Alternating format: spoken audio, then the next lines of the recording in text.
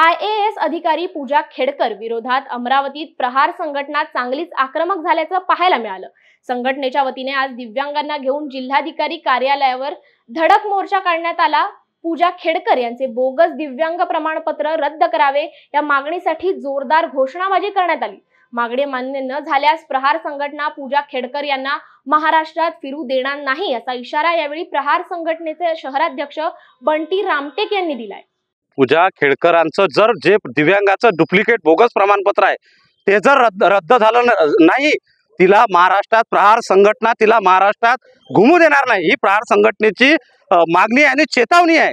Bogus दिव्यांगाचे जे शिक्षित युवा आहे त्यांना नोकरी लागत नाही, कारण की जे धनाढ्य आहे त्यांना दिव्यांग बोगस प्रमाणपत्र दलालाच्या माध्यमातून मिळतात आणि ते मोठ्या मोठ्या पदावर चपराशीपासून तर मोठ्या मोठ्या कलेक्टरच्या पदावर दिव्यांगाचे बोगस प्रमाणपत्र बनवून लागत आहे। यासाठी जेही आज दिव्यांग प्रमाणपत्र जेही शासनाने बोगस बनवलेले असन त्याचं पुनर्चाचणी या लवकरात लवकर आमची मागणी आहे की कलेक्टर जिल्हाधिकारीने अमरावती जिल्ह्यात आणि मुख्यमंत्र्यांनी पूर्ण महाराष्ट्रात आदेश द्यावा आणि हे पूर्ण बोगस प्रमाणपत्राची चाचणी व्हावं आणि जे जे बोगस प्रमाणपत्र घेऊन नोकरीवर लागलेले आहे त्यांचा भांडाफोड हा या शासनाच्या कार्यकर्तीत आता लवकरात लवकर झाला पाहिजे, हीच आमची एक मागणी आहे प्रहारतर्फे।